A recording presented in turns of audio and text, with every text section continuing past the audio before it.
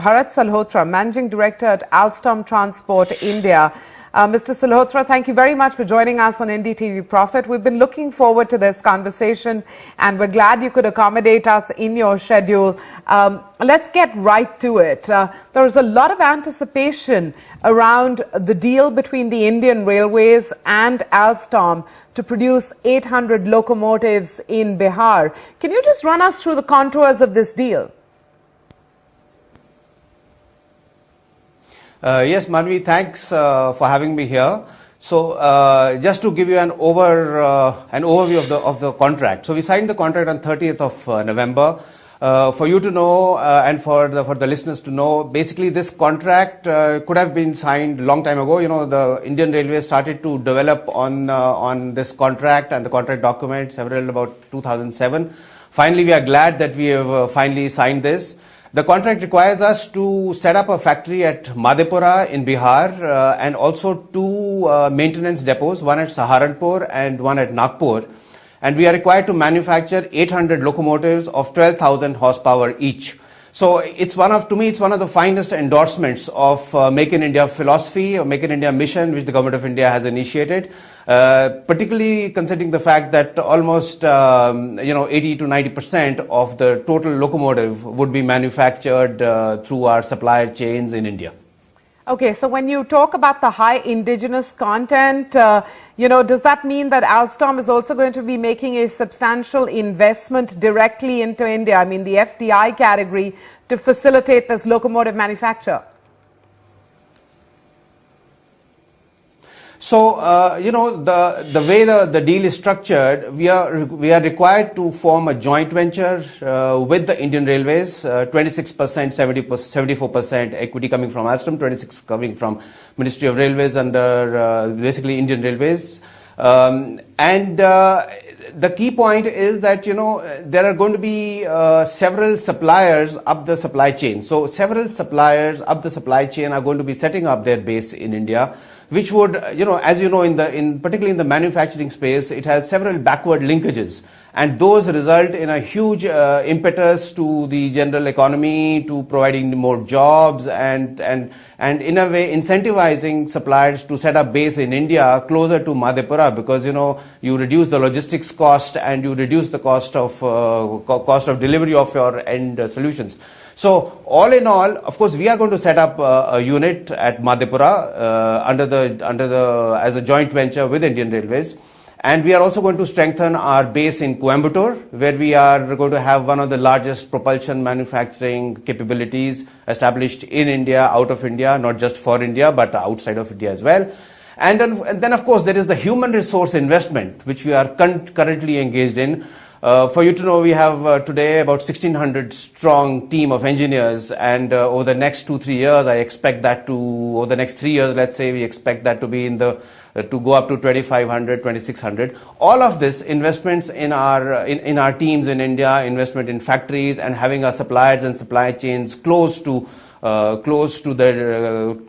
manufacturing. All of this, if you put it all together, it could result in a significant, substantial investment base being set up in India. Fair enough, and I take that point. This is a larger prism through which we have to view the investment figures that get bandied about when a deal like this is signed. Two things, and this will provide some clarifications to me and to our viewers. You said the deal was signed in November, but there was a spotlight on it during the French President François Hollande's visit recently. So, how does that work? And B, what are the plans in terms of timelines for this, in terms of execution for this? Okay. So, as I said, we signed the contract on the 30th of November. Between the signing of the contract and the initiation of the notice to proceed, there are a number of condition precedents which have to be met. One of them was signing of the shareholder agreement, and this is a joint agreement which is signed between Indian Railways and Alstom, where Alstom commits to providing 74% of the equity. Indian Railways commits to 26%. Now that was the deal which was exchanged. Those are the documents which were exchanged in the presence of Honorable Prime Minister and the French President François Hollande. So that is that. No, these are all, there are several other condition precedents which have to be met, including, making sure that we demonstrate our ability to set up this legal entity and all of that. So that is all well on course. Land acquisition is happening pretty fast. So we are, as a part of the deal again, 275 acres of land has to be provided by Indian Railways. I think the acquisition has gone on pretty well. So in the next couple of months maximum, we should have the groundbreaking ceremony there. So there are several plans like that which are moving forward. Coming to your second point on the timeline, so the timeline is very clearly specified. So the contract continues from the NTP, which is the start, till 2035, 2036. We are required to provide the first prototype locomotive in 1100 days, essentially by 2018. And then provide 4 locomotives the next year, provide 35 locomotives the third year, 60 locomotives the fourth year, and then proceeding beyond that, we are required to provide 100 locomotives every year after that. Now, that's as far as the manufacturing is concerned. Then when we look at the maintenance side, the first 250 locomotives have to be maintained out of Saharanpur and Nagpur for a period of 13 years, and then the next 250 locomotives have to be maintained for a period of 4 years. So this, in a way, summarizes the total sum and substance of the deal. Okay. I'm going to pose a very open-ended question to you.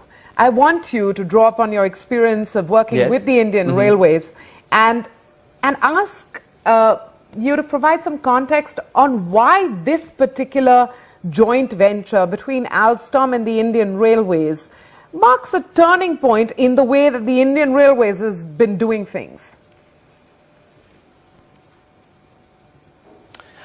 It's a great question, and I really look at this deal as transformational. Transformational in the sense that typically in the Indian Railways and generally in the government, the push is on procurement through item rate contracts where the focus is on inputs rather than outcomes. This is potentially the first deal in the recent past where the focus is on performance, on outcomes, on reliability, on ensuring that we deliver solutions which are and we would be measured and we would be paid based on the quality of the product and its reliability. So it's a significant deviation from the past. The other aspect that I would like to put forth is that typically Indian Railways has so far been doing the procurement at a sub-component level or sometimes even at an individual parts level. For example, the auxiliary converter would be bought from somebody, the traction converter would be bought from somebody else, the individual components and subsystems, the gearbox could come from somebody else. So this is probably one of the best examples of a systems approach being initiated by Indian Railways, and I want to compliment Indian Railways.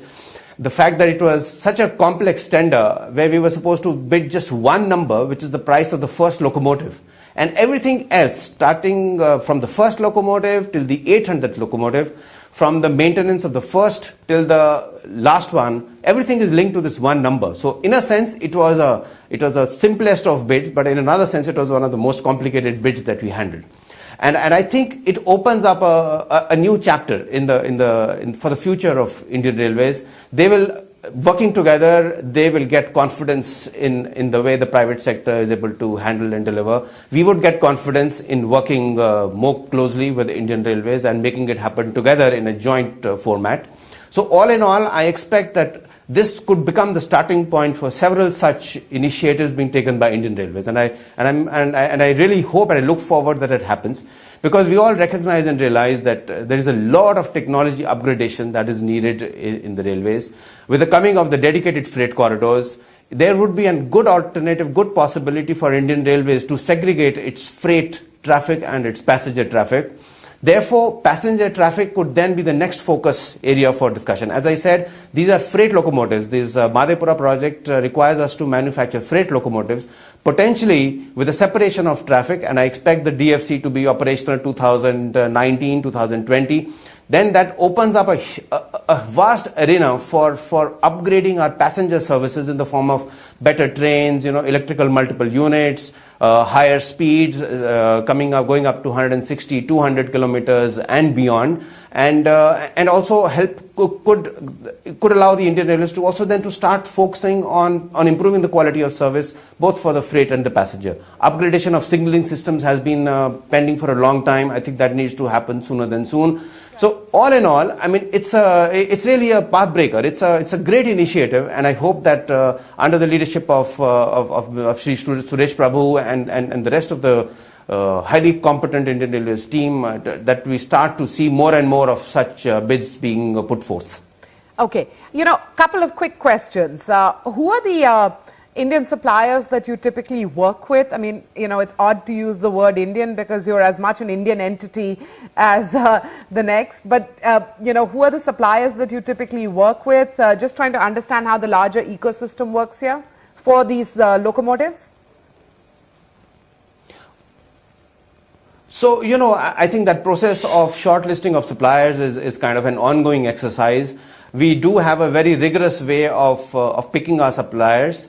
Considering the fact that this contract is going to continue up to 2035, 2036, I think whichever supplier we pick up would be well advised, would be better off in establishing a unit in India, manufacturing. So in a sense, a foreign supplier would be advised and would find it more profitable to set up in India and become another Indian company, just as I look at Alstom India as very much as an Indian entity, which is with a very strong footprint. So I expect all the suppliers, and as I said, we haven't really started shortlist, but all the larger suppliers, talk of Norbemse, ABB, for various, so all these big companies which are there on the global arena are all going to be very much here in India. Some companies like Favely have already set up their base in India. So again, there are so many suppliers, there are so many components that go into manufacturing of a locomotive. It's hard for me to list out the entire set, but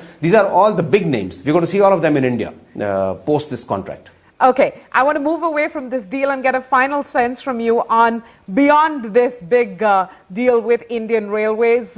At Alstom Transport, what else are you focusing on? Map the next couple of years for us, which you're going to be steering. So for us, India is a very exciting market on both spaces. First, the main line, which is demonstrated by a recent win of the Madhepura project, and also for the dedicated freight corridor, where we are going to do signaling and power supply for 343 kilometers of stretch on the eastern corridor from Kanpur to Khurja. Apart from that, on the metro front, we expect several great possibilities. And starting with our wins in Kochi, then at where we are going to provide the rolling stock, the signaling solution, the power supply, and where, by the way, just a few days ago we were at Kochi, Kerala, where we handed over the first Make in India train. And when I say Make in India, it's not just manufactured in India; it's actually engineered and designed out of India. We've delivered this train 5 months ahead of a very tight schedule. So we see a similar opportunity in several other cities. We are currently engaged in Delhi Metro. We're providing the track system for the Line 7, which is basically the inner ring road. Then Lucknow, we've recently won the contract for rolling stock and signaling. And what is unique about Lucknow is that the two are bundled. So signaling and rolling stock are bundled as one contract. And there are several other cities, as our Honorable Prime Minister has mentioned several times, there are about 50 cities which are being proposed for metros, apart from probably within the 100 smart cities that we are talking about. And so Alstom is very well positioned to address the entire gamut of solutions that these cities need. As you know, today by 2030 we are going to have almost 60% of our population moving to our cities. Our cities are old, they are congested. To handle the additional 260 million people who are anticipated to come into our cities, we really require to move very fast on our urban infrastructure. Alstom today has solutions which are almost geared and designed for our congested tier 2, tier 3 cities. Okay. For example, we have a turnkey solution which gives us the capacity and capability to complete the entire metro project in 3 to 3.5 years flat. These are all pre-engineered solutions. As I said, we are in signaling, power supply, rolling stock, Sure. and we have the kind of latest technology. We have developed a solution by which we can put all of it together and come up with a non-proprietary solution, which is, I understand, is an important term, because we are not here to give a proprietary solution, because we respect competition. We expect to compete fairly with our competitors. So these are, and several cities, Kozhikode, starting from south, Kozhikode, Trivandrum, come up north to Ahmedabad, Mumbai. Mumbai is going to be become very important for our business in future. There are several lines being planned, underground as well as overground. Then we come to, in Uttar Pradesh itself, there are 4 more cities which are being planned. So lots of cities. I mean, I could go on and name several cities, but clearly every state government today is looking at their